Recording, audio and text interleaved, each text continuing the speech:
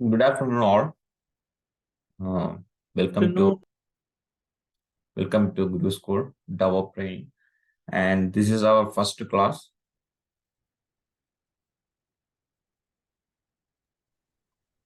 In this comprehensive DevOps training, we will cover the core principles and tools, best practice that empower the organizations to accelerate software delivery processes, then improve product quality and foster a culture to continuous learning and innovation. And this course will include hands-on exercise, real-world case studies, and yeah, interactive section to provide you with the practical experience and insights. So before that, make sure everyone that you have the prerequisite to learn DevOps. So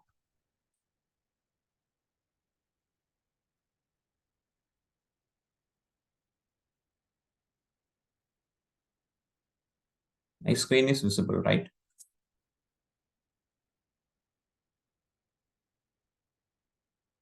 Hello?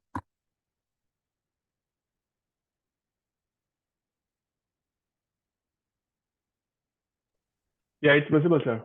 Yes. So these are some prerequisites, okay, that everyone knows before we jump into DevOps. Otherwise, sometimes we feel some, discuss thing like uh, ensure that these are the prerequisites that each one have, okay.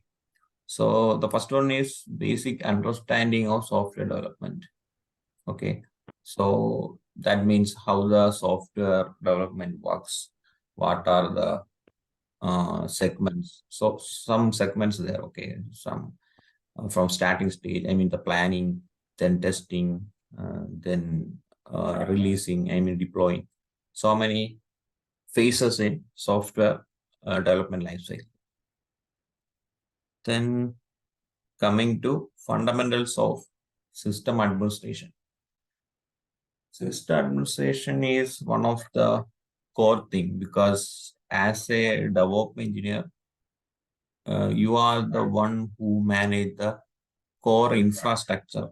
Okay, I mean, for example, managing cloud resources like cloud virtual machines, database, containers, Kubernetes. So many infrastructure we have in cloud. So ensure that we have some basic knowledge in system administration. It's include that Windows servers management, configuring Windows servers, coming to Linux platform, ensure that how to manage Linux machine in command line. I mean, it's Linux command tools experience, so many things. Because as a developer engineer, we are work with the terminals, okay? Like we didn't see any user interface. We always work with the terminals like Visual Studio Code, any other PowerShell or so many tools, code tools there. So we are mostly work with the Visual Studio Code. So it's a powerful tool to manage our infrastructure and deploy application via the Visual Studio Code. So many benefits there. And yeah, the knowledge of Agile methodology. The basic understanding of Agile software development principles and practices will help you grasp the collaborative nature of DevOps because we are here to learn DevOps, right? But we need to know that what are the life cycle or what is the culture before DevOps. So it will more helpful to you all to learn DevOps because we know what are the things before DevOps. Then we can switch that thing into the DevOps. DevOps is actually, it's not a job or any job post or anything. It's actually a culture of set up the software development. Then the fourth one is scripting and automation skill. It's sometimes it's a mandatory, so not sometimes it's a mandatory thing to learn, or we have some skills in scripting. Scripting, okay. That is, for example, as a DevOps engineer, we have some repetitive tasks. Okay, for example, we have some databases. Some databases needs to back up. I mean, regularly. For example, every day we need to back up. Okay, after 8 p.m. or anytime. That's up to the requirement. Then the this is a messy thing because each day we go and at the same, I mean, the required time and in getting the backup. It will, when it's repetitive, it's we feel some bored thing, like, so that we need to automate this process. So we need to learn some scripting like Bash or Python scripting or shell scripting. So many scripting there. uh, it's very easy to learn scripting language. And for automation skill, there is some automation tools in DevOps, that is Terraform, Ansible. That these tools are the third-party application. The automation skill we will cover in our section, because there is two part in configuration and automation in our module. So we will cover Terraform and Ansible. Terraform is we write the codes and uh, deploy the code to the our corresponding cloud provider for automating our resources. Okay. For example, we need to configure one database or a virtual machine in AWS. So normally we are going to AWS and log in our account and manually creating the virtual machine or a database or any application like Kubernetes or container, anything that offer AWS, we can do it by automating. We didn't go there, I mean, go to log in AWS or anything. We just install the automation tool in our local machine, I mean, Terraform or Ansible. After that, we log in or we create a connection between our local machine, install Terraform to our corresponding cloud service. Then we write the code and push the code into the service. It will automatically create the resources. It's a simple form of creating resources because we automate everything. As a DevOps engineer, we are automating our infrastructure, because coming to production environment, so many things. For example, we need to deploy hundred of servers or hundred of cat clusters or containers. So the only option is automating. That's why they are in every resume. Say, oh, give me a second. Sir, I think student is trying to join. Oh, okay. No one on lobby actually.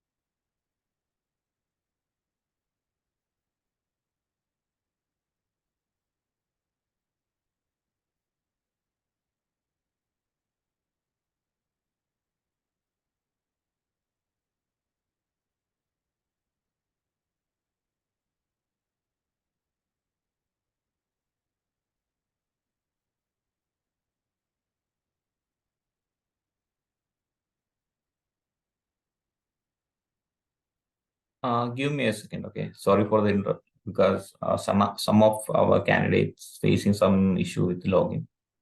Okay.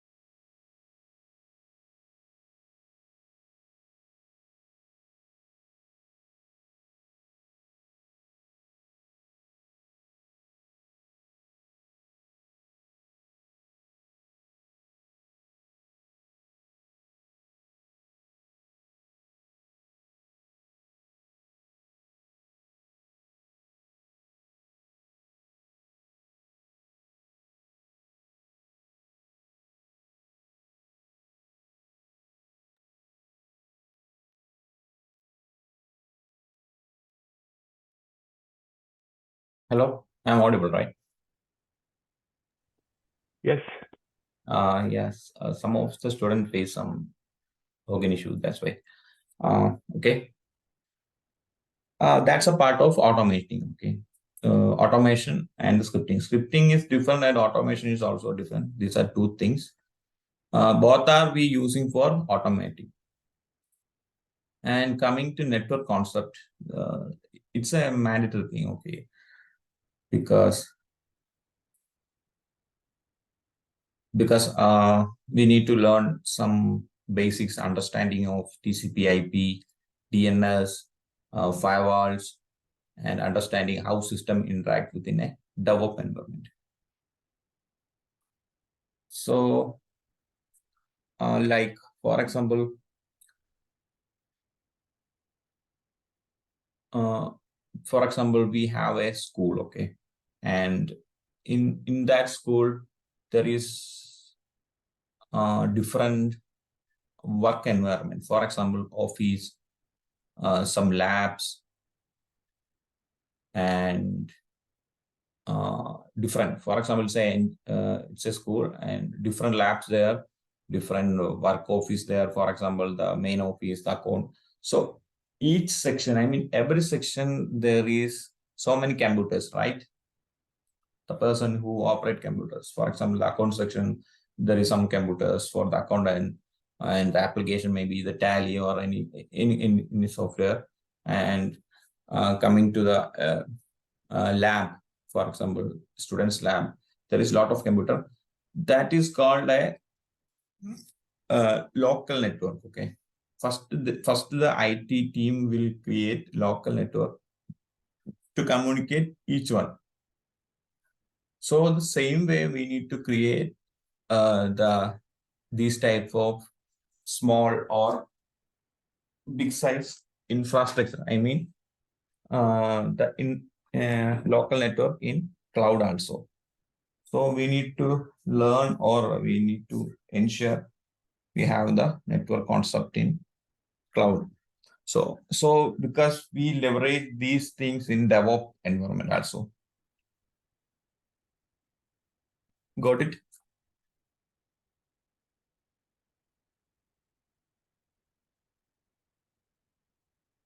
Then the sixth one is continuous integration and delivery awareness. While not mandatory, prior knowledge of CI/CD practices and tools like Jenkins, GitLab CI, or Travis CI will give you a head start. This is nothing. This is a workflow of our workflow of our code. Okay, how the code is generated, how it's moved to the next integrated system, and how these things continues to production environment. That is called CA and CD. This is the one of the main part of our DevOps lifecycle. I mean the CI and CD. Okay. This is just a brief knowledge of CA integration because we deep dive into this part. Don't worry about that. And yeah, the last part is cloud computing basics. So you guys have some familiarity with the cloud computing platforms like Azure or AWS or GCP. So it will more easy how these things are offered from the cloud providers. For example, comparing with these three, I mean the AWS, Azure, and GCP, these providers offer different UI, I mean the interface, and different way to deploy the resources, their own resources. Got it? For example, in AWS, the virtual machine name is EC2. In Azure, the name is virtual machine. And in Google is Compute Engine. The name, actually, the service is same because, for example, after we choose the EC2 or virtual machine or cloud engine, we deploy our application, deploy our infrastructure. Like, for example, our requirement is to deploy or launch a Ubuntu machine. So the name is different. That's all. Got it. And the final output is our machine there. That is in AWS are same, in Azure same, and Google Cloud is same. No issue.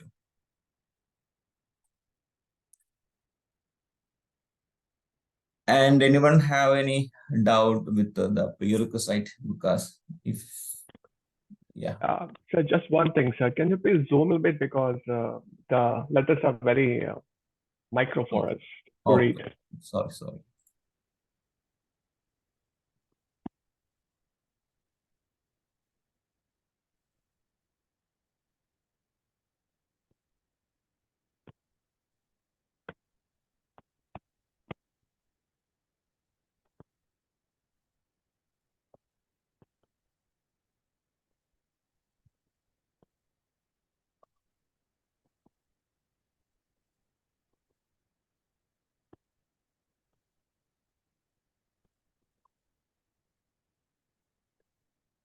That's much better. Yeah. Yeah. I believe the other guy is still not able to join. He just messaged in the WhatsApp group, just for your information. Okay. And Andy is the late one, right? To join. I don't know his name. I'm sure.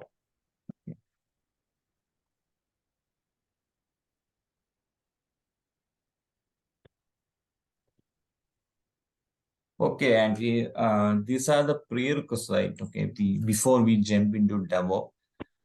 Ensure that we have some fundamental things in each things like basic understanding of DevOps, fundamentals of system administration, knowledge of agile methodology, scripting and automation skill, and networking concept, continuous integration, continuous awareness. The last one is cloud computing basics. So at least 3 out of 3, one is enough for each thing because we gradually deep dive into each section. Don't worry about that. But make sure at least we have some basic knowledge in each. That's a part we cover now. Okay. Anyone have any doubt regarding the prerequisite? Anyone? No, I'm good. What about others? Excuse me, regarding scripting, actually, I don't have any idea about scripting. So Now you got some from idea. where can I learn this? Okay. So you So- know which requirement we use scripting, right? Mhm. Hello? Hello, I, yeah. Yes. Jo- so I have a question, sir. My question here is, you just gave us this list. As long as we are able to familiarize ourselves with this list, we should be able to proceed with the course, correct? Yes. Thank you. Okay. So yeah, who is talk about the script? Yeah, I ask you about the script. Yes. Okay. Continue. Khalid, right? So yeah, Khalid, I don't have any knowledge about scripting. So is it okay for me to continue with this course or? Yes, sure. Because in automation section, we will cover the scripting also. Don't worry about that. Mhm. Okay. If you know some core thing, I mean in scripting, it will more helpful. That's all. I And know a what little bit about other about part? Python. We can choose any one, Python or Bash or shell scripting. Okay. Don't worry. We will cover the which one we need to use. For example, Python or Bash. We will conclude that. Okay. As per your all majority, we will choose any language that will easy for you all. Okay. Okay. Okay, thank you. And the other parts are good enough for all, right? Yeah, Yeah, it's I have okay. one question. Okay. My question is like, are we going to cover all these topics going forward, or you are asking us to be ready with this knowledge before we start? Yes, we will deep dive into each one. Don't worry about that. Okay, thank you. Okay. Because these are the core fundamentals of DevOps. Okay. Like, for example, the software development. First one. Okay. Basic understanding of the software development. Actually, as a DevOps engineer, what is our core duty? To ensure the software development lifecycle much easier, much reliable, and yeah, that's our main part. So we need to deep dive into this first part. The second one is system administration. System administration is nothing. It's our core part, okay? Because we are the one who manage the infrastructures, virtual machines, containers, Kubernetes. That's all under the system administration. Got it. And the agile methodology. This is for what are things we done before the DevOps and some leverage we taken from the agile to implement for the DevOps. The fourth one is scripting and automation that we need to must learn and we will learn. And network concept is another one of the main thing in this infrastructure because we need to create different types of networks. LAN, and we need to expose our application outside our network. So many things we need to learn. And the continuous integration, that CI/CD part, the main part, and the cloud basics. That's all. You don't worry about. We didn't cover this basic part. We will cover.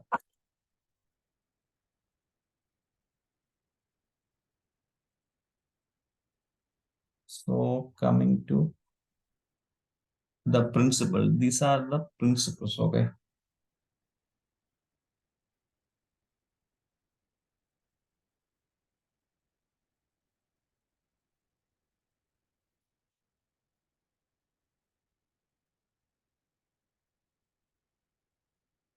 Yes, the principles starting from customer-centric action, then end-to-end responsibility, continuous improvement, automate everything, work as one team, monitor and test everything.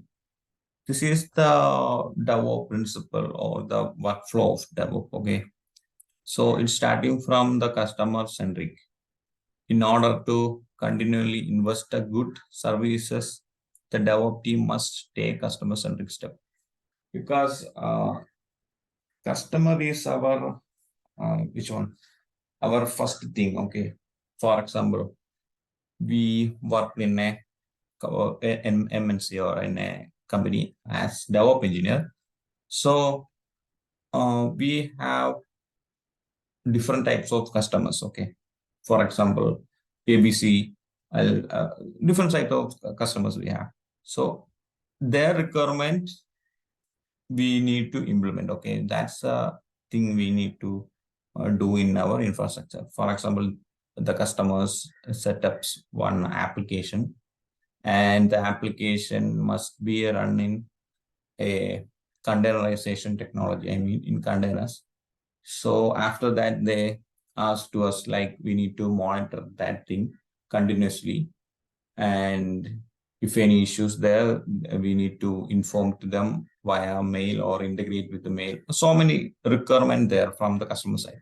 So we will implement all the customers' requirement to the infrastructure. Okay. For example, the application we need to integrate with our different types of tools, like our continuous integration tools.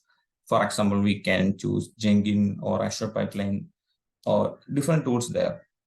And then we need to analyze the codes. Okay. So then we need to save the artifact. So many things there. Then we push that thing into the production environment. After production environment, the application will expose to the public, and we need to ensure one of the guy is missing. Yeah. And we need to ensure and monitor everything. I mean the applications. So we are the guy who monitor that part with the open source monitoring tools, like so many open source tools. Anyone know which open source tool that nowadays familiar to getting the metrics, I mean logs? Anyone know? GitHub? I mean for monitoring part, not repository.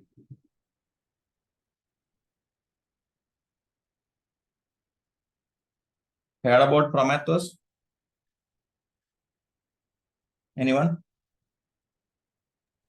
Sorry, which one? Prometheus.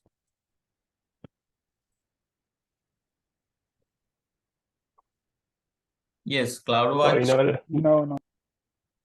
CloudWatch not free. I mean, I'm talking about the open source. CloudWatch is for AWS. Yes, that's a thing we monitor our infrastructure using CloudWatch. And for open source, we use Prometheus. Okay, Prometheus.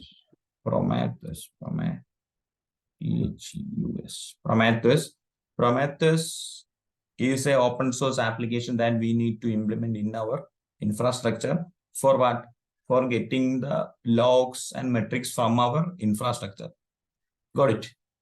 It will send, I mean the Prometheus will send that things to our next application is called Grafana for visualizing.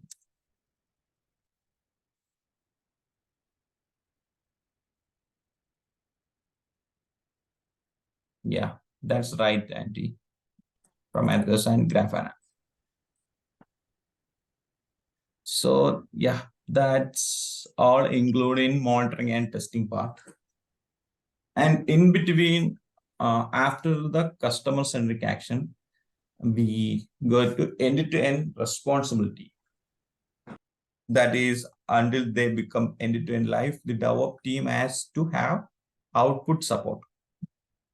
This raises the level of accountability and the efficiency of engineering good. For example, we set up all things, okay? I mean, one customer is there, and their requirement is to deploy the application via DevOps lifecycle. So we integrate so many things, like from they have their own code, okay, and the code is in a repository. Then we push that code to the next CI part, I mean, in a CI tool. Then it will test, I mean, it will build the application. Then we need to check the application, I mean, any issue with the code. So any vulnerabilities, any bugs, anything. So we need to push the code from the CI to another part, I mean, for testing the code. That is, the service name is SonarQube. We use SonarQube for code analysis. After the SonarQube verify the code is good, we need to go further, I mean, to go to the next level. So again, the code back to the CA tool. Here we can consider CA tool is Jenkins, okay. So again, the code back to Jenkins, the code is okay. After that, Jenkins will push the code to, we can directly go to our production server, okay. So our part is not done as of now, because, for example, day-to-day activities, so many issues there. For example, some integration issue, for example, the Jenkins and the GitHub, okay. These are the first two parts. There is some connection issues, or the workflow is break. So we need to ensure we need to support all time for our customer for the better efficiency of the workflow of our code, okay. So that is called end-to-end responsibility from GitHub to the production level. Got it?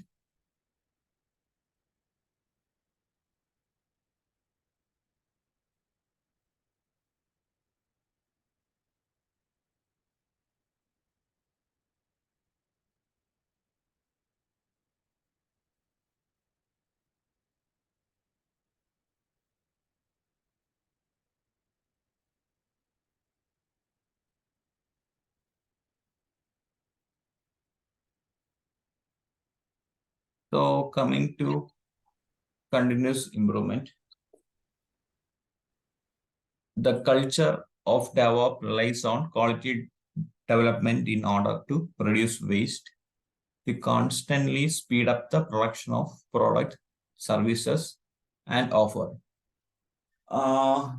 This is continuous improvement, okay. I mean, before DevOps, there is two parts. You know, I know you guys know. So the one of the main thing in previous life cycle, the time. One of the thing is time. For example, the developers develop the code and they run that code in their own machine, and they will get the output. No issue. The application is run. Okay. So next thing is they push the entire code to the infrastructure team for what? To deploy the application. So when it's come that code from the development team to the infra team, they will run again the code, or they will deploy the code. Okay. I mean, they run in the infrastructure team's machine. Then it will crash. Got it? Because the code is run, now the code is run different machines. One is developer machine, and the next one is infrastructure case machine. So the problem here is sometimes the code may be not run in infrastructure side, because that machine doesn't have any that, I mean, their specific application binaries or dependencies, or so many things we need to ensure when running an application, okay. So due to this, the code may be failure. So again, the development team will, the infrastructure team will send the code back again, or they inform to the developer team, because the code is not working here. We didn't go for the step. So make sure everything is done. Then this is one of the main thing. that we jump into DevOps, okay? Because this is one of the messy thing. Because these miscommunication and different environment makes a lot of cost, time, so many things for the client because they need to deploy the application with a specific time. So we couldn't do that because this is a problem in before DevOps. Got it. So coming to DevOps, everything is continuous. That's one of the major benefit. Everything is continuous improvement, continuous delivery, continuous testing, continuous integration. So everything is connected and there is a way to communicate each one. That is called CI/CD's main part. Okay. So in that CI/CD, we can run these things. I mean, continuous testing, continuous improvement, so many. And automate everything is the next part. Automation is critical DevOps workflow concept. This is not only for the production of app, but also for the whole landscape of infrastructure. We discussed at the first time about scripting and automation. Automation is one of the main part in our DevOps role. For example, I am worked as a DevOps engineer in a MNC as of now, and my roles and responsibilities in a day-by-day activities is first I go to open my laptop and go to mails, check any mails there, I mean from the client side. Then we are using a service management, I mean ticketing tool. We are using Jira and verify or ensure any ticket is assigned to me. So everything is done. Then I'm going to check my infrastructure health, my applications, memory utilization, CPU utilization, so many things we need to ensure. And again, we are created some monitoring tools for ensure these cloud infrastructure application. So we just go there and monitor that part. So everything is smooth. We can ensure all our infrastructure is running smoothly. So, and we mostly work in Visual Studio Code for managing our infrastructure. Okay, for example, when I checking anything, for example, when I check the applications CPU utilization is high. Okay, so I need to work on that. So I didn't go to any cloud provider, I mean in AWS or Azure. I'm just to go to my Visual Studio Code and work on that. Okay, work in Visual Studio Code, checking the machines, I mean the infrastructure utilization, I mean the CPU utilization, and clear the issue. So this way we automate thing. Okay, for example, a new client there. Okay, in our company there is a new client and we need to install or we need to set up some application for that client. That's a client requirement. They need to deploy their application, so we need to help them. Okay, so what are things we need to do? We just to go to Visual Studio Code and automate everything. For example, we need to architect their application. Okay, I mean the infrastructure architecture to study the application and choose the infrastructure storage and performance. So many things we need to ensure. And after all, we need to write the code in YAML. I mean, we use Terraform. Okay, so we need to learn some YAML and how the syntax work, how the each part in YAML works. So many variables, so many types of Terraform file we need to learn, and we need to write all the things. I mean, their client requirement, all requirement we need to write up by code. After we need to push the code into the corresponding provider. So this is one of the main part. Everything, automate everything.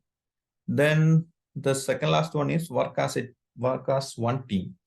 The role of a planner, creator, and tester in the DevOps culture is already established. What they want to do was work with the fully unity as one unit. This is a part of a team. I mean, coming to the production environment, there is so many engineers. Okay, I mean DevOps engineers, junior DevOps engineer, SRE, site reliability engineers, and yeah, it's a collaboration of our team. Okay, and the collaboration of the development part. Got it? So we need to engage each part of the software lifecycle team. So it's coming from the developer part, then operation part, in between so many parts, the testing part, so many things there. Okay. So the collaboration of these teams will getting more flexible, okay, for us to work in DevOps lifecycle. And monitoring, test everything. As before we discussed the monitoring part, that's came here, like setting up Prometheus, Grafana. These are the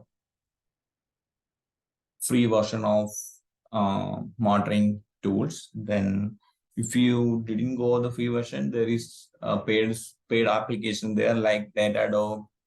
Datadog is one of the famous tool. So in Datadog, we monitor everything. For example, infrastructure, on-premise infrastructure, cloud infrastructure, database, containers, Kubernetes, so many things we can use with the Datadog. Okay. So yeah, this is the core principle of DevOps. Anyone have any doubt or any confusion?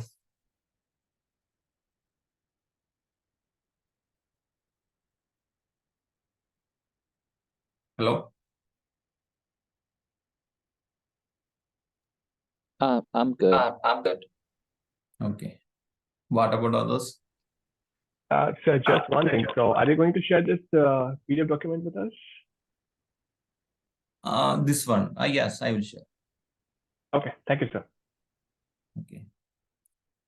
What about others? We good to move to one next one. Yeah, it's okay. Yeah, I'm fine.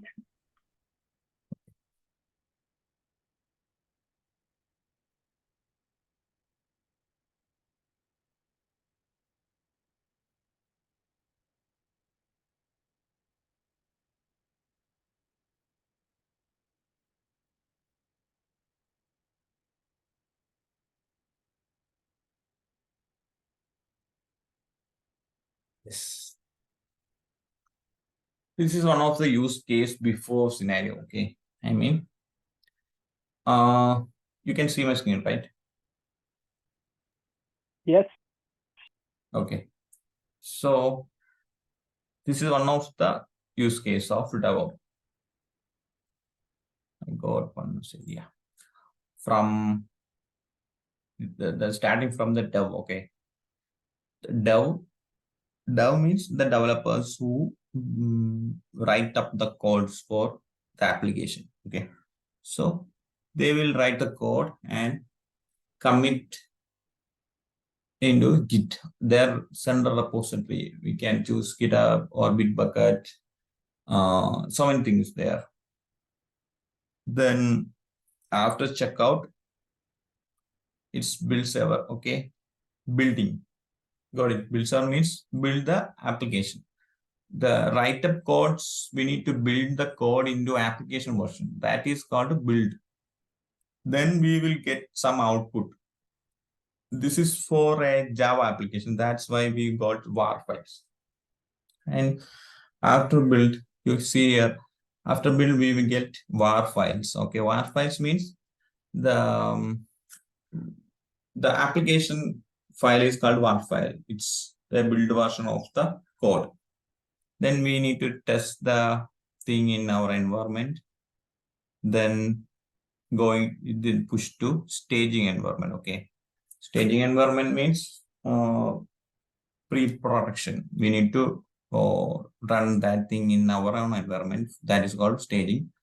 Then we go to push that code into production. So coming to a MNC, for example, in our company, we replicate one thing for the product staging.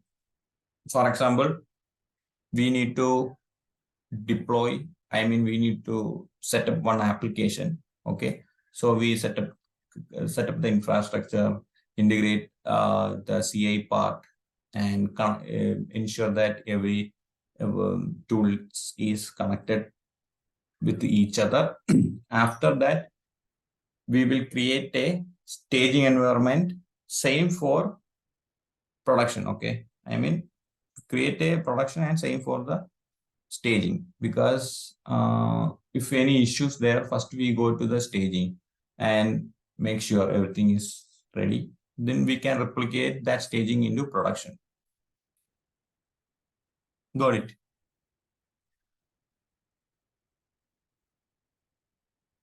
This is just a use case. Okay. So each part we set up different types of tools. Like here, the Git is one of the tool, and then build server is, this is, we can consider our application. Our Jenkins CI part. Then here, the staging and the production. Here, these two parts under the deployment part. Okay, the CD part.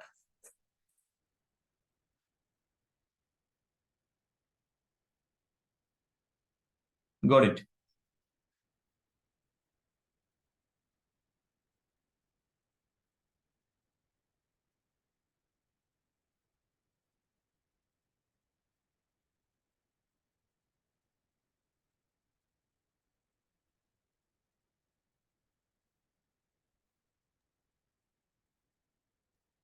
Taufik, I have one question. Yes. So can you please bring up the last slide?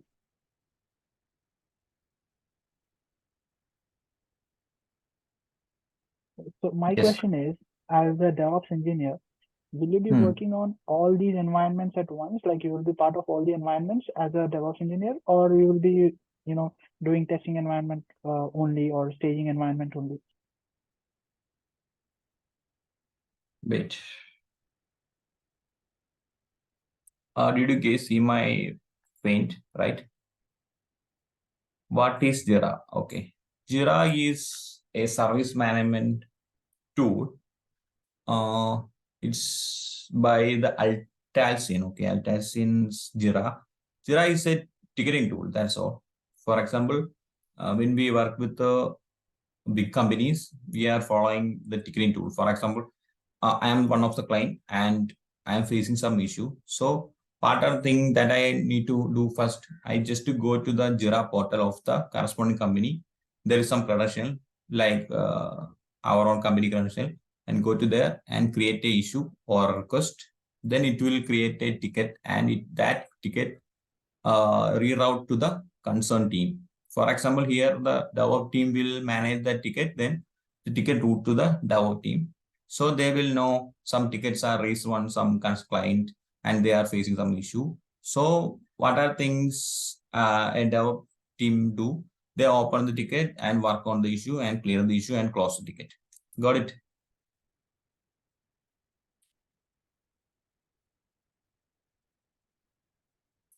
Yeah. Yes.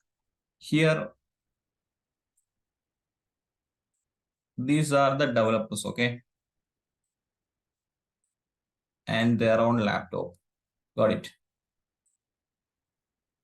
Laptop 1, laptop 2, laptop 3.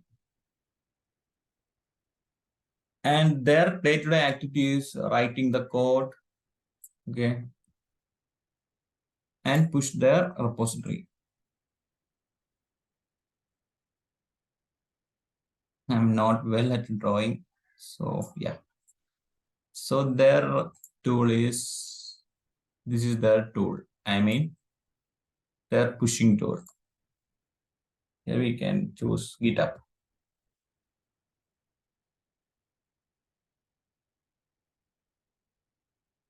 Got it. This is developer 1, this is developer 2, this is developer 3. These three developers are work in a single application.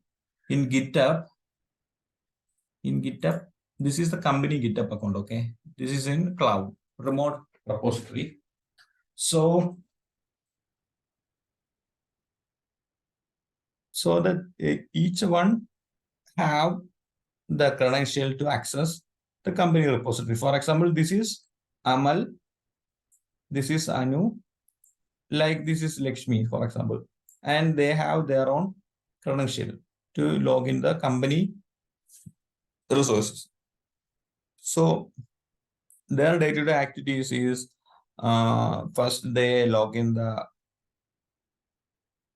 account and they will here this is for example they are managing WhatsApp, okay?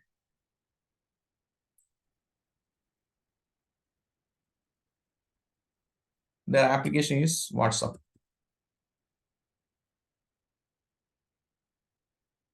So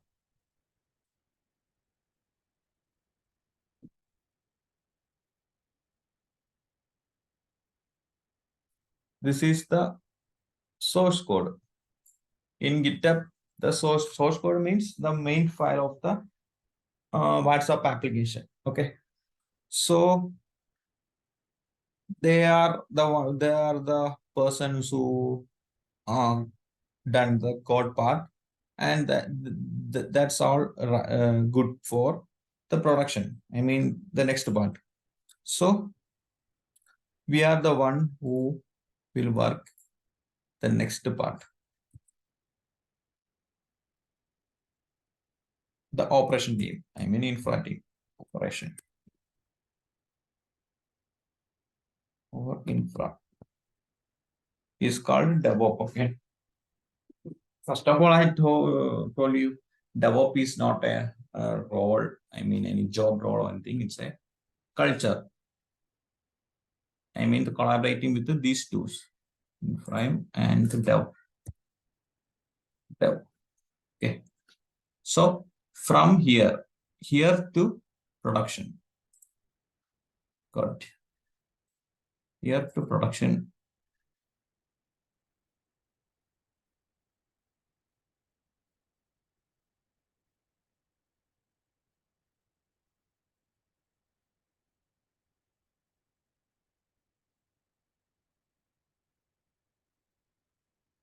This is production. Okay. My screen is visible, right? I mean paint. Hello? Anyone?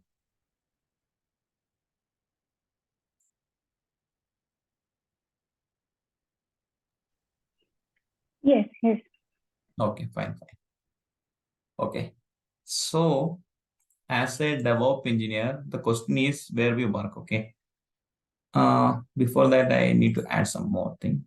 Like here I am choosing the C8 and CD tool is GitHub.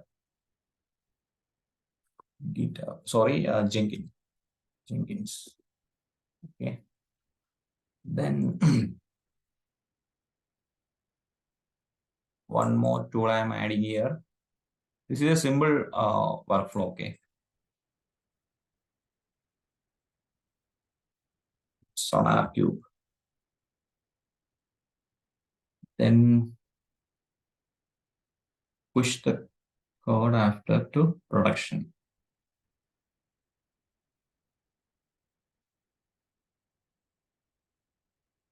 In production, both three things.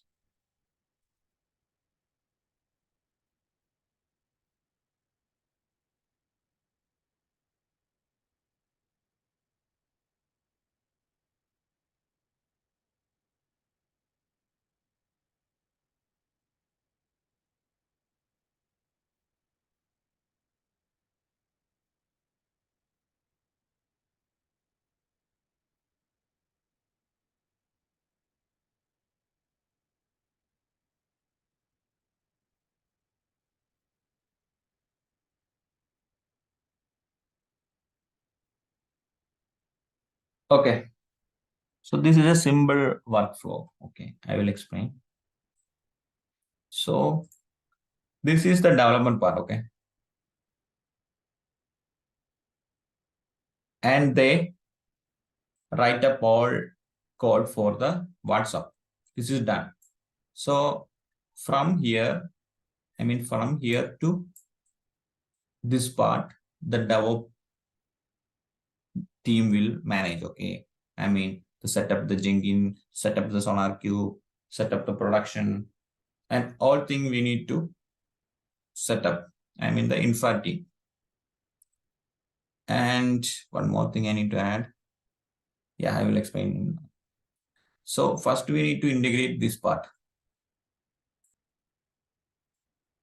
because these tools are different environment. Okay, for example, the GitHub in some GitHub's infrastructure. So we need to add the GitHub account to our Jenkins. So there's a connection between that company's GitHub and our Jenkins. Okay, and now the Jenkins know there is a repository Jenkins have, that is the GitHub, and GitHub can read the code from here, okay, in WhatsApp code. So what will the Jenkins do? Jenkins will take up the code and build. Here the build happens, build. And after we need to check the codes, okay, the Git WhatsApp code. So Jenkins will send it to SonarQube. SonarQube is code analysis.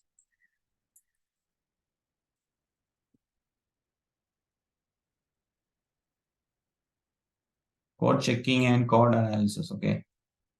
For example, if any vulnerabilities or any bugs in the code, in that case, we didn't push the code into production because it may cause some issues. So we need to rewrite the code if any things like that.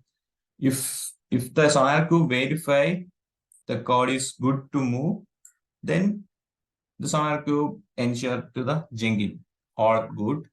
We can proceed to production. Then Jenkins will again push to production. And the production means where the customers can getting the application. Okay, for example, we are the one who download the WhatsApp from Play Store, right? So the Play Store is the production. Consider the Play Store is production, and our application is in virtual machine, or container or Kubernetes. That's all as per the requirement. Okay, got it. And the same way, this is the production. Okay, and these same things we need to create like this. Okay, that is called staging.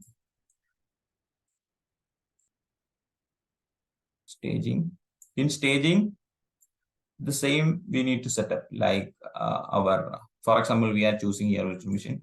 So here again, we need to create a virtual machine and run the same application. VM staging or pre-pod. There's two name, pre-pod.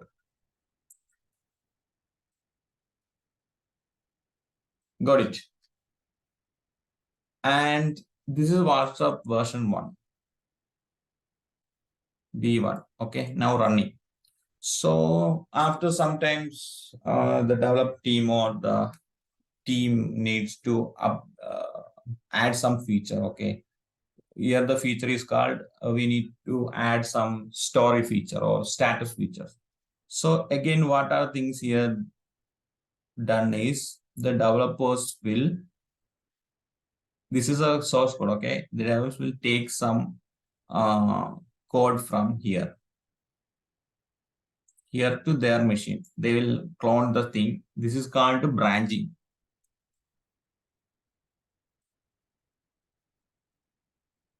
Branching means nothing. They will take the some version codes, okay? Not taking the full entire code, they will take the corresponding code to their machine. I mean, using the Git commands. First, they authenticate, I mean, log in through the laptop to their GitHub. Then they will take the code and they will modify the code. I mean, they will add some features. Here, adding feature. And they again commit the code back to the main source code. Got it? If any commit happen here, the Jenkins know, because this is our workflow. This is called CI/CD. Okay. Jenkins knows that in the repository, I mean the GitHub repository, there is some commit changes. I mean, the code is changed. When adding new features, we know that something more add in the main source code. So Jenkins knows the Jenkins again, what will do? Jenkins will rebuild the application again, getting the code and rebuild the application. Then SonarQube will verify, the same process will continue and again go to the production. This is a simple time within 5 or apps application. The process is very fast. Yeah, what is SonarQube? SonarQube is a application to checking the codes. Okay, for example, here we can consider our the WhatsApp application. So the WhatsApp application have 100 or thousands of codes, right? So in between the code, we need to make sure the code is clean. Okay, sometimes with the one or more code will create some issues, some vulnerabilities. For example, we didn't use SonarQube. We just built the application. I mean, from the WhatsApp application to Jenkins, then Jenkins will push the application to the production level. I mean, the end user. So in that case, some vulnerabilities are there. Okay, so the attackers, I mean, the hackers can easily gain some issues. I mean, gain the application and they will contaminate that thing, right? So that's why we are using SonarQube to checking. Before we push into a production, we need to check the codes using SonarQube. SonarQube will analyze the code and verify the code that is good for moving to production. So that why we use SonarQube. It's a third-party application. We need to install each one, like Jenkins, SonarQube, in where, for example, we are using this part in AWS. Okay, we set up the virtual machine. This is our virtual machine 1. This is our virtual machine 1. And again, we need to install SonarQube. We need to choose another virtual machine. This is virtual machine 2. And for production, again, we need to deploy an application, right? So this is virtual machine 2, 3. We can choose anyone, okay, instead of virtual machine or container or Kubernetes. The application is single, then we can choose virtual machine. Application, so many application, then we can choose container. As per the requirement, we choose which one is better for our application. Okay, these 3 are infrastructure, basically. Got it? Infrastructure means our machines. Consider the machines who hold our application. That's all. So yeah, this is the way we set up the infrastructure in a simple way. Okay, so anyone have any doubt regarding this?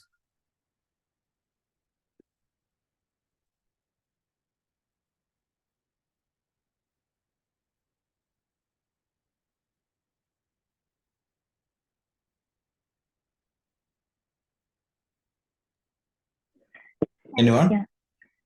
Yeah. When we use the Nexus in this Yes, this is a simple workflow. That's why I didn't include Nexus. Mhm. For Okay. yeah, we are going to the CA part. Then I will show each one. I didn't use Nexus. So many things I need to add here, like Jackfrog, Okay. Active, Okay. yeah, Mab, and so many things we need to add. This is a simple way. Okay. Anyone have doubt? Clear?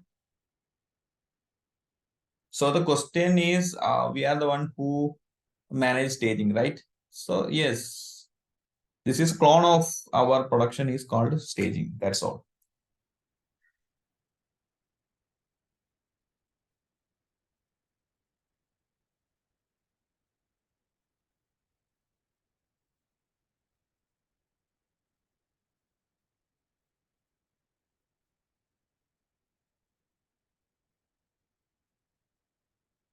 And benefit. Okay. The benefit of DevOps we discuss because so many miscommunication before DevOps.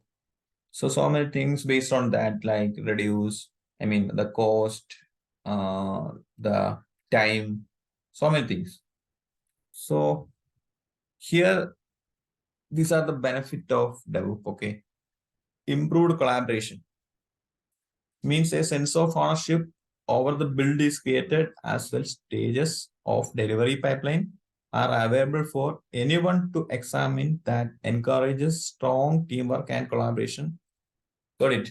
So this is a collaboration between the operation team and the development team. So in DevOps, coming to DevOps, this is more flexible, because if anything happen in dev team, then automatically we know, I mean, the productions know there is something happened.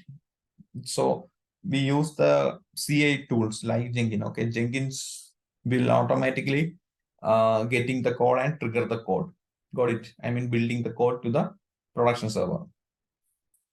So that's one of the main thing. Before DevOps, these are two parts. Okay, the development team, I will explain.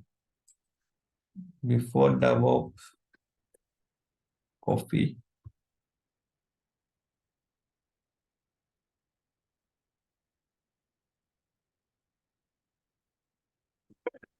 Before DevOps. Atlanta mesmo un organismo.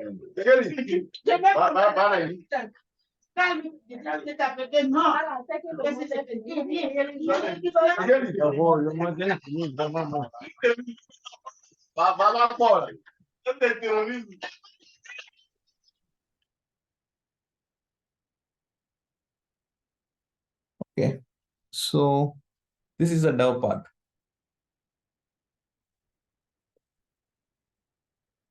And this is the operation.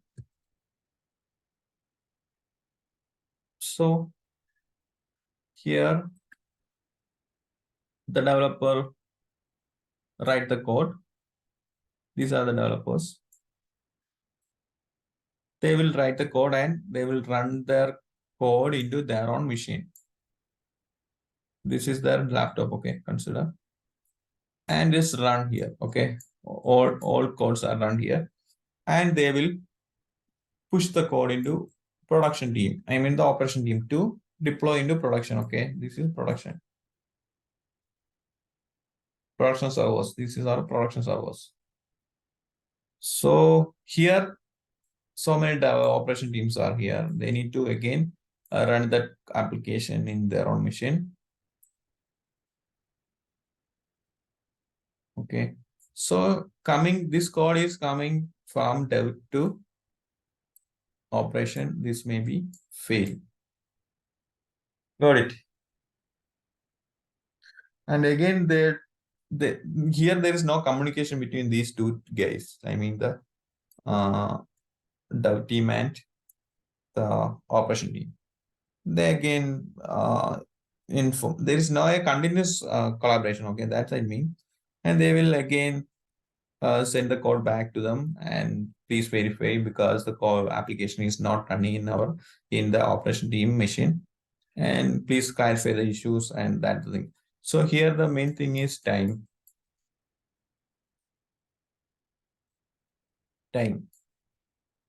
Because the client is waiting to see the application. That's one of the problem. And time and cost. If the time makes any issue, then automatically fetch the cost, right? So again, they will write and they again push to the operation team, and they can, if they may face again some issue, then again we need to push them back the code. Okay. So this is the problem before DevOps. Got it. And if the code is run here, then the GA will push the code into production. And it's live. The application is live. So this is the problem we are facing before DevOps. Time and cost.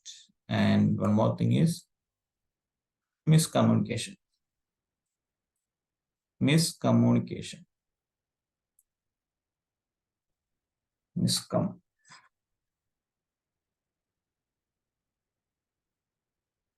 Okay. So coming to DevOps, one of the benefit is improved collaboration. Got it. The next one is reduce cost. Automation encourages developers to verify code changes in development stages before moving forward, hence reducing the changes of defect or error occurrence. Due to this scenario, here we can see sometimes the code is not work here. Okay. You know, guys, why the code is not working here? Because the application is Python here. They use the, for example, Python. Okay.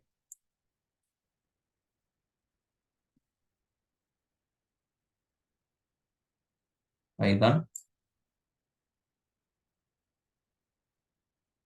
And some framework. We need to ensure to run a Python application in any machine. So many prerequisites there. Some like libraries of the Python, libraries, dependencies, and framework. And make sure these are corresponding to the Python version. For example, here the developer will use Python 3 or 2 point something like that. And coming to the fun part is, these are the things, okay, to wrap up things to run the Python application. So coming to here, the code is coming here, okay, not these things, I mean the libraries or dependencies. Here something is missing. For example, here they use Python 3, and here we also use Python 3, no issue. But the libraries or dependencies not related to Python 3 version. So it will make some errors here. Same for the other application. I mean other languages like C or C++, anything, Java. So here it will make messy things like the collaboration issue, time issue, cost issue. So many things happen. Anyone know why we are what are the things we are using now to clear these types of issues? Anyone know? Nowadays, we are using some other technologies, infrastructure technologies, to deploy application, test application, run application. That infrastructure name is, anyone know here? Yeah, proceed.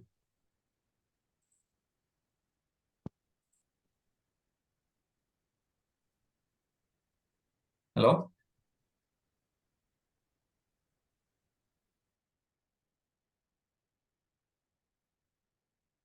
No, I mean the infrastructure.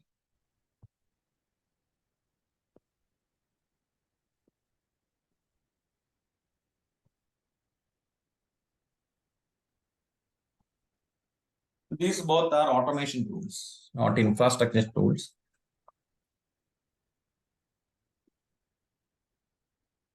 I will.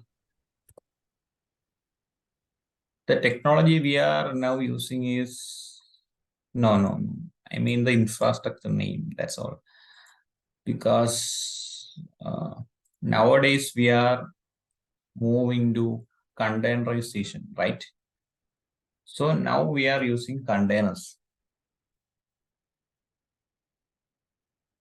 The name is called container. Containers. Okay. Container is Docker, right? yes, not Kubernetes, Sandy. Kubernetes is an orchestrator, container orchestrator. We will learn. Yes, container is. Anyone know what is container? Or what is Docker? Containers are Docker and it builds application. Okay. Build application and run application, right? Also, we can Yeah. ship application. So yeah, but basically, what is a container? I mean, yeah, these are the benefit of container, right? We can use container. If you use container, we can run our application, ship our application, and test our application. Okay, that's fine. But actually, what is a container? And got it. You got my question.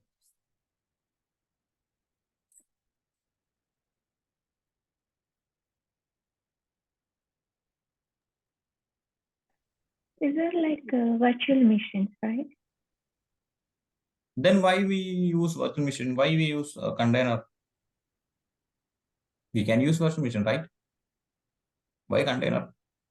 The same way we can run our application in virtual machine, test our application, ship our application, no issue. No, there is a difference in the hardware and the software layers between containers and the virtual machine. Yes, right. And it's a loosely coupled. I'm not able to represent. Yeah. Yes, the container is actually we need to learn that things in container. There's a part. I mean, the module. So yeah, container is nothing. I will explain. This is container, okay. Before container, we need to learn what are the things we need to deploy before container, okay. Before container, for example, this is a traditional way, okay. I'm now writing the traditional way. Got it. For example, I need to deploy my own application, okay. Got it. So what are things I need to do? I will go to the shop and purchase one server. What is server?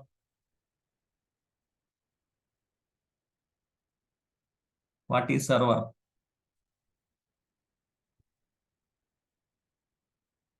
Anyone? What is server?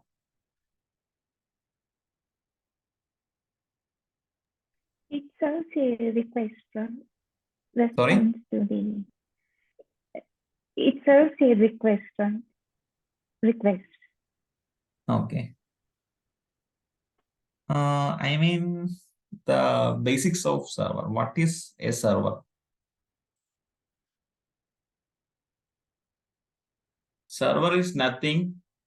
It's a powerful machine. That's all. For example, we have our own laptop or desktop, right? Yes, we have. This is our personal laptop or machine. I mean, desktop, personal machine. So this machine have, consider this machine have 4 GB RAM. 4 GB RAM. And this is a laptop, okay? Our personal one. Laptop or desktop. Anything. And yes, this is i3 processor or 4 core. That is the processing power of CPU. And 500 GB or 1 GB storage. Right? This is our personal computer. So this is server. I mean the server machines, okay? This is same as our computer. This is powerful computer, that's all. Powerful means this have more resources, like here 4 GB only for our machine. I mean our local, our personal machine. The server have like 32 GB, 16 GB RAM or 32 GB or 64, okay? That is the power of server. And coming to processor, this is for only here.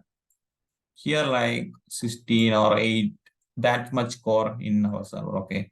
It's more powerful. And same for the storage, they have big size storage like TBs, like 8 TB. We can add, okay? This is the bare metal. We called bare metal. Bare metal. Bare metal, nothing. It's a server. Got it. So comparing to our personal laptop or desktop, it's more powerful.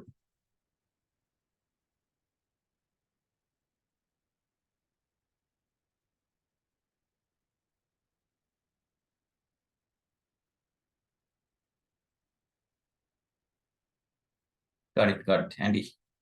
So I need to deploy application. Okay, I am talking about the traditional way. So I buy the server.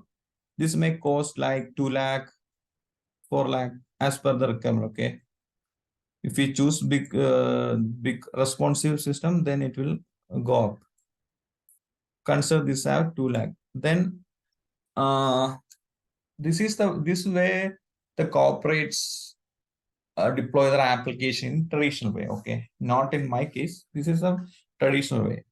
And even now, some big size companies have this on-premise infrastructure, like big size bank. Their database is also now in their on-premises. They are using hybrid mode now, but their credential data are stored in their own machines.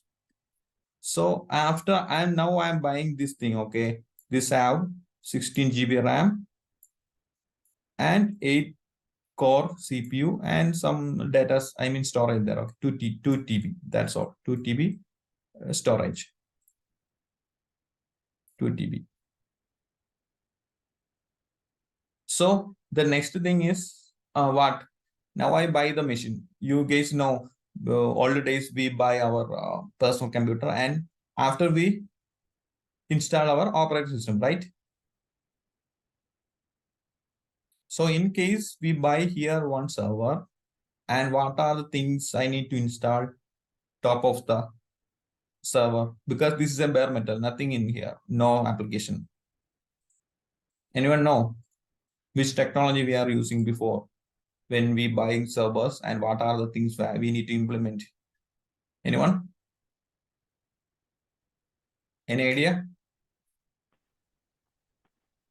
These are the prerequisites we are going to learn about. The container technology. That's why I'm explaining this part. Otherwise, we will confuse about. So I will explain. First we buy the server, then we are installing virtualization software, okay, in top of our machine.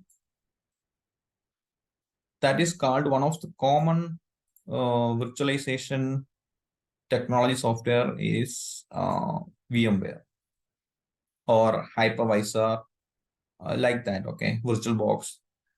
For corporate, they are using VMware. VMware.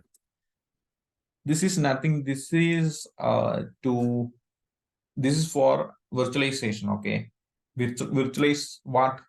Virtualize our core server resources, right? Then I installed a virtual VMware, okay, in top of my bare metal. Then I install what? Operating systems. Okay, this is Windows, this is Linux, this is Red Hat, this is Mac, like that. This is Win, this is Ubuntu.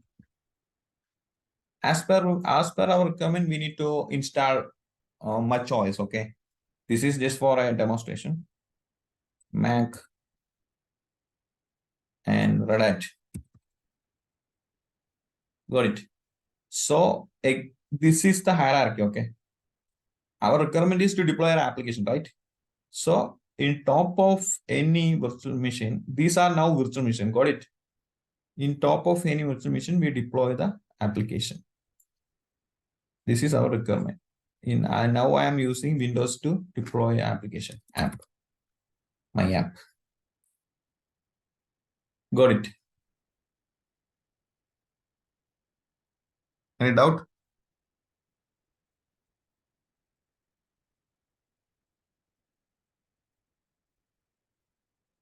This is a way we deploy application before 2010, I think, 2015, before this way we deploy. The problems here, so many issues here, okay. The one main thing is resource utilization, because for running a single application, this is application. So running a single application, we are using so many resources for what? For running the Windows operating system. Got it? Got it?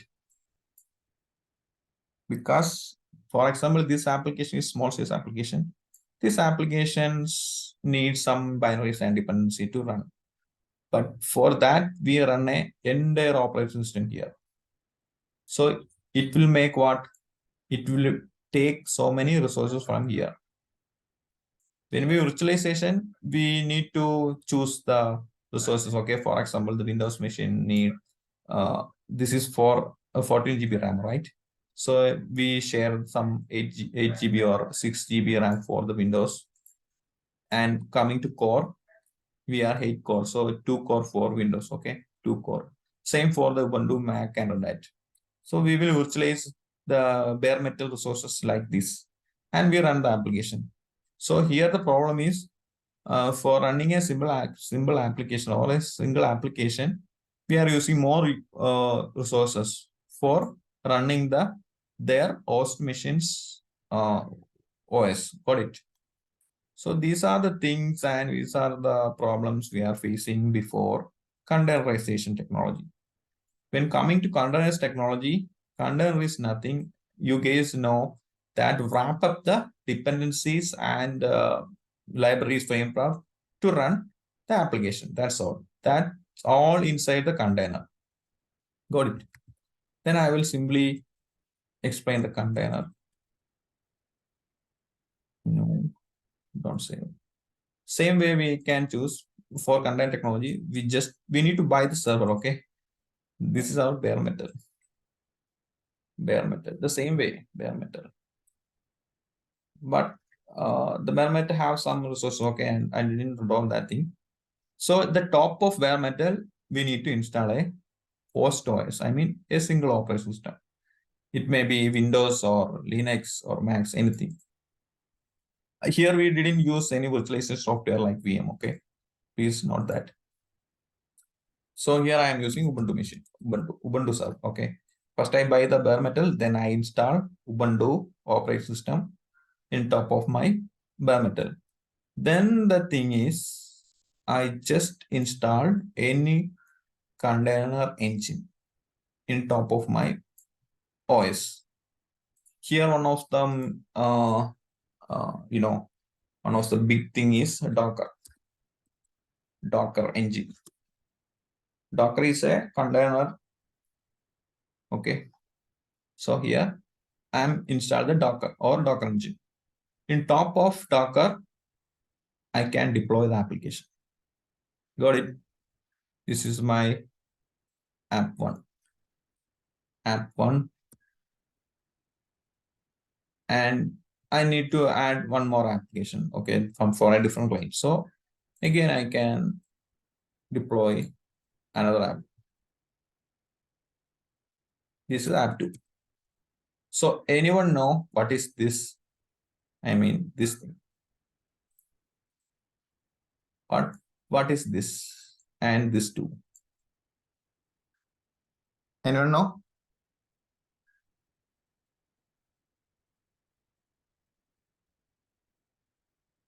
Hello.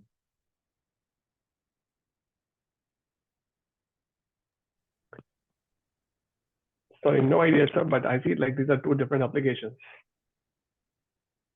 Yes. This is called container. Got it? Container 1. And this is same container 2. That hold another application. Now you got the different container and the traditional way. Got it? First we install or buy the bare metal, then we install Ubuntu, then install any container technology. I mean, here we use Docker. In top of the Docker, we deploy the application. That application creates a container to run the application. That is called containers. Got it? Container 1. So just one thing, sir. So bare metal, is it something like a hardware, or what exactly is bare metal? It's a software, and here, for example, this bare metal have 2 GB RAM, okay, and 8 GB core. I mean CPU power. Got it? So here, in previous scenario, we are using virtualize the, I mean leverage the resources from the bare metal. Got it? Now it's leverage the resources from the host machine. Here the host machine is Ubuntu. It's called software leverage. Okay, got it? I mean, for example, the Ubuntu have this much resources, 2 GB RAM and 8 GB CPU power. So the host will share. The host is this. Here is Ubuntu. The host is share for the container 1 GB RAM, and the other 1 GB to this thing. I mean the second container. Again, these two containers have 1 GB RAM each. Got it?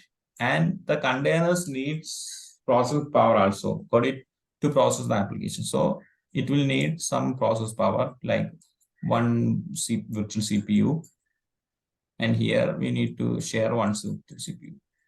We need to customize accordingly, okay, as per our application demand. We need to give more CPU powers or RAM power. That's all our up to our requirement.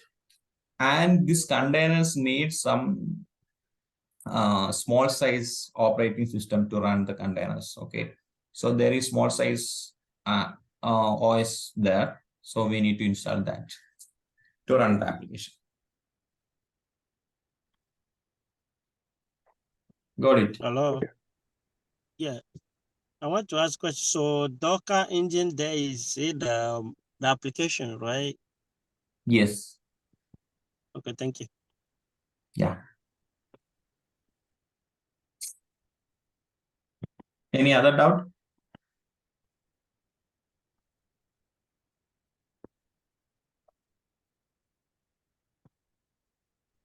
Sir, in containers, can we also do work, execute files, or is just to drop in your application 1 and application 2? Sorry, I didn't get you. I mean, do we do any work in containers, or just put the work completed in application 1 in the containers? No. For example, first we install Docker engine. Okay, Docker engine is an application. Okay, to serve the container things. And after we install the Docker engine or Docker, we need to configure our application. Okay, for example, we need to serve a web application. So what are things we need to do is to create a Docker file okay, a Docker file, and inside the Docker file, we need to provide the each step-by-step things to run the application. Got it? For example, the application code is here, and we need to add so many commands there in Docker file. We will cover that in our containerization part. So you will get more idea. And we need to apply the Docker file. So after applying, the Docker file will create the container and the running application, everything. Got it? Got it. Okay. So the time is up. So some challenges I need to add in our section. That is some, some challenges are implementing into DevOps. That is, one is called the culture transformation. Transformation means one of the most significant challenges in adopting DevOps in culture transformation. That is shifting from traditional to our DevOps, okay? Because I told before, like some big size bank applications or some databases are nowadays in their own on-premise, because that is much complex. Because if they transform to cloud or DevOps, then it's makes some messy things for their day-to-day operations. So many things are there to challenges that face in transformation level. Then skill gap is another one thing, because some DevOps engineers are less there. I mean, the full proficient DevOps engineers are to manage the infrastructure. So the skill set is one of the challenges that we are facing. Then tools and integration. Sometimes some new tools there, some integrations we need to done in our infrastructure. So that will take some another level of some issues in DevOps lifecycle. These are the things. Then we can add security side also. Sometimes it's securities aims for speed and efficiency. It must not compromise our security and compliance requirement. That is another one. These are the challenges that we are facing. These are the topmost challenges. The topmost is transformation, okay, from traditional to DevOps. The transformation means they are using old IBM machines, okay, in on-premise old IBM machines, and their older applications, their libraries. The same things we couldn't set up in our DevOps lifecycle. That's a problem we are facing.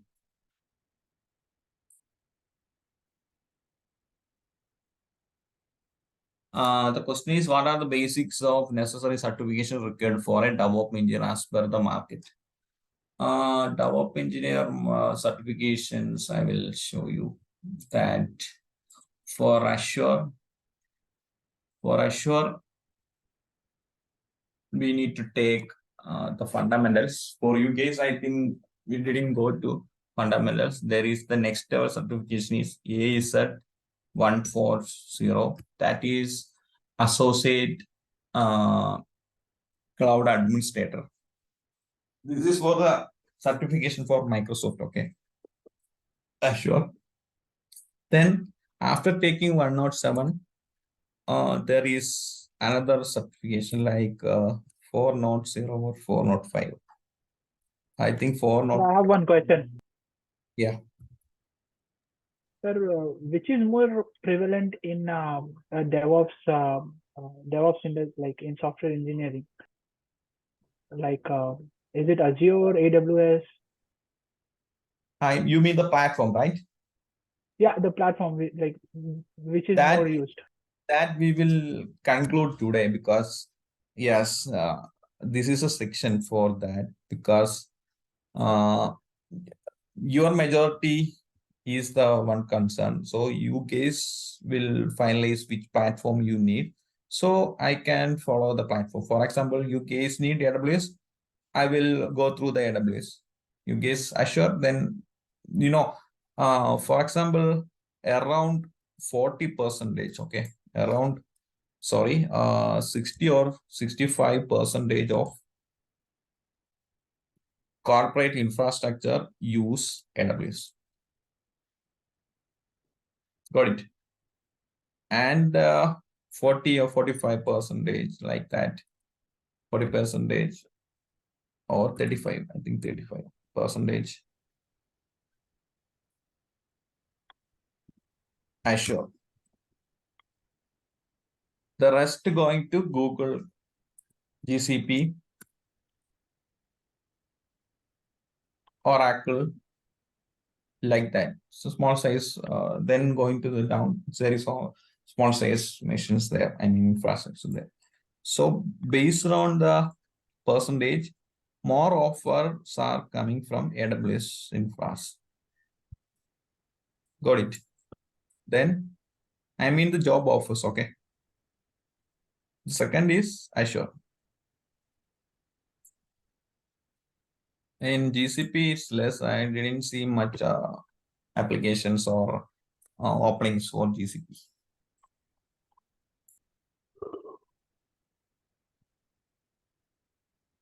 And the next fun part is, for example, if we choose AWS, okay, AWS, the common things are same in each one, okay. For example, we need to deploy a virtual machine, okay, or VM. The same way we can, if we learn AWS, we can easily manage Azure and GCP, no issue. The name will change, that's all. And the step-by-step to perform the task will slightly change, that's all. And coming to the DevOps platform, each one prefer DevOps tools like this, I mean the containers and Kubernetes. Each one have their own things. Like, for example, in AWS, the Kubernetes name is EKS. EKS, Elastic Kubernetes Services. In Azure, AKS, Azure Kubernetes Services. In GCP, JKE, Google Kubernetes Engine. These are the difference, that's all. And the way we need to set up, it's made some changes, that's all. The final output is same. Got it? For example, we set up in EKS or AKS or GCP, GKE. And after that, we need to perform the task in the Kubernetes. So the way is same. Got it? The final output is same. The setup method is slightly different. That's all. And we need to ensure the openings from each one. AWS, we will get more opportunity. Then it's go to Azure. It's slightly less when comparing to AWS. That's all. So you will choose the platform and inform me. Then I will go through that. And coming to the DevOps tools, each one have their own tools like CI part, CI/CD part. AWS have code pipeline. That's their own pipeline tool. We didn't go to the Jenkins or anything. They have their own pipeline tool. But most of the corporates are going to Jenkins to set up the thing. And AKS have their own DevOps, Azure DevOps. That's called Azure DevOps. In Azure DevOps, we set up the pipeline. That's called Azure Pipeline. Azure Pipeline. And set up the CI/CD with this part. Sir, I have Got one it? more question. My question is there a specific reason why people use AWS more? Because, you know, AWS is it's a giant in cloud computing because they are start first. Okay, they offer these types of resources to the customer, and that's why most of the resources, I mean the corporate resources, are in AWS in globally, okay, not in a specific region. And my personal experience with AWS is when comparing to Azure or GCP, it's more fast. For example, if I need to install any resources in AWS, it will more fast with comparing others, the timing to set up the things. And the user interface is also good. And yeah, these are the things why people love AWS more, I think.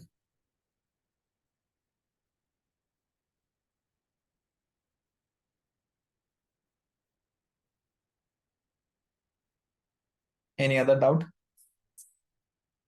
No, so that would be all. And going back to one of my colleagues' questions, like which certifications are important? Yes. That's up to our provider. Okay. For example, if we are going with AWS, some AWS certification there. For a DevOps engineer, that DevOps role is a master level. Okay, because before actually the way of coming to DevOps is first we need to learn some system administration skill. Because before DevOps, we set up all things in our on-premise infrastructure. Like, for example, I have one company. So before DevOps, okay, I have my company and I have my IT infrastructure inside my company office. Okay, so that's called is IT server room. So in that server room, so many servers, switches, routers, so many things. So the one who manage that thing is our IT infra operation team, like system administrator or IT administrator. So they are the one who manage my on premise infrastructure. So now we are transforming to cloud infrastructure, right? So coming to cloud, the one who need to manage the cloud infrastructure, same as in on-premise. So then role change, that called cloud administrator or cloud engineers. The cloud engineers are who are managing cloud resources, monitoring the cloud resources, set up the cloud things, so many things like. Okay, then coming to DevOps, okay, we will get more DevOps engineers. The role again change. Okay, the difference between cloud engineer and DevOps engineer, one of the main thing is cloud engineer is a subset of DevOps engineer. Okay, and the DevOps engineer is a superset of cloud engineer. That's the main comparison. Now you got the idea. What are things that we need to learn? So many things we need to learn to become a DevOps engineer. You need to learn cloud engineer things in system administrator, in local on-premise things, so many things you need to learn. And even coming to DevOps tools also. So coming to the certification, yes, this is a way, because first we need to learn, the cloud infrastructure. Got it? Like cloud administrator or cloud engineer, like that. Then that's a prerequisite. Some providers have some prerequisite. First, we need to take a cloud administrator certificate. Then we can take the expert level DevOps engineer certification. In Azure, there is the prerequisite. We didn't go directly take the cloud expert. The DevOps certification, because the prerequisite is to take the 104, that is cloud associate administrator certification. Same for AWS. I am not much familiar with that. In AWS, there is 2 type certificate. For DevOps, we need to take one prerequisite, I think so. I will check and I will inform you in group. In AWS, that is some architecture, associate architecture certification there, and expert architecture certification. There is 2 type of certification I remember. Yeah, I will inform you about the certification. And the way is this. Any other? It would be helpful if you share the certification names in group. Sure, I will. Okay. Any other doubt? Yeah. When can we get the recording of the session? This will share to the concerned person and they will load to the YouTube. Okay, so you say that concerned HR in this case. Yes, maybe. HR will load. Okay. Yeah. Okay. In my Any case, the other HR doubts? Upadhyaya. Yeah. Yes. Hello. Yeah. Hello. Yeah.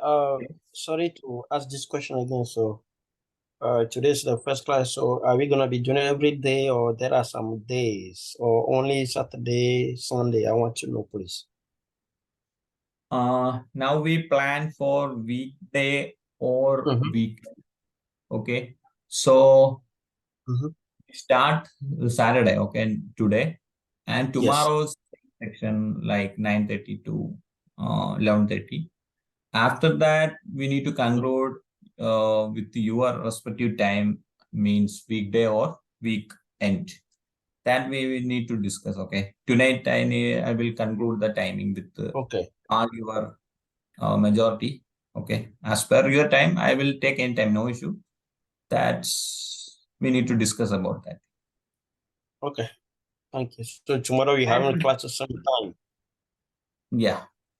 So you guys, you all ping your exact timing and you need weekend or weekdays. So accordingly, I will arrange the thing. Okay.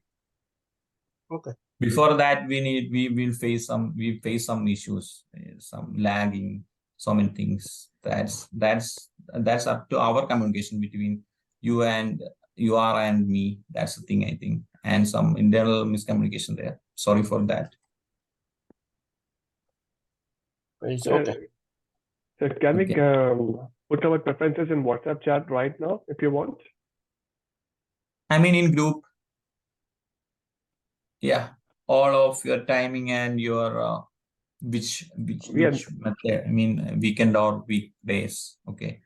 I think so. In my view, so instead of 9:30 p.m., we can start at 9 p.m. EST, and weekdays is okay for me. So you want me to put this in the like a Cloud DevOps group chat? Yes. Okay, sir. I'll put that right away. Okay. Yeah, I have a question. Like, if it is weekdays, what is the duration of the course? Or else 2 hours. if it 2 hours is section. 2 weekends, hours. how many hours we need to take? Weekdays we plan 1.5 hour section and weekend with 2 hour section. Okay.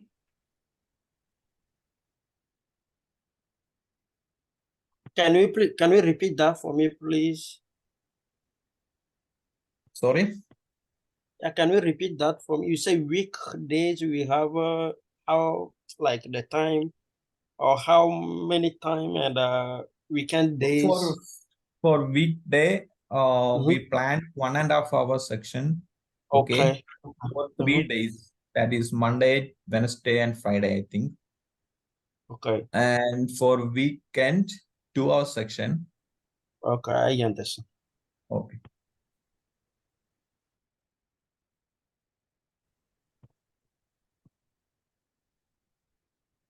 Yeah, so I just sent a message in the WhatsApp group, sir.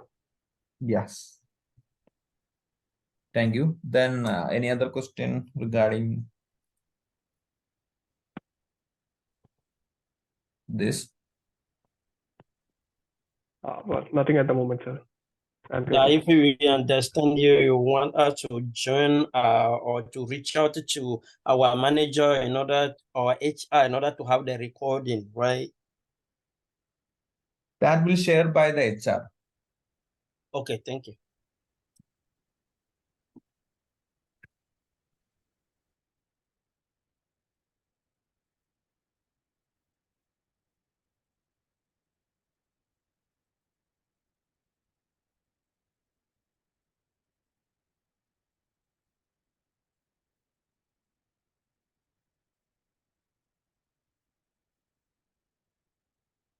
Any other concern from anyone?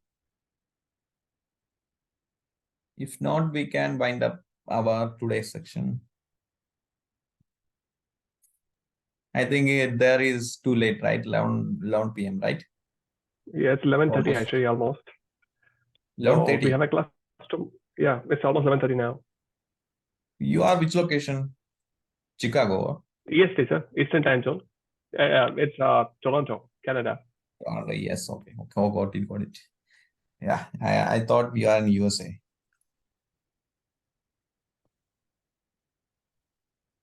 Okay, then everything is fine. Then we can wind up. All right, sir. See you for the session tomorrow then. Thank you. Okay, then okay, guys. Thank you.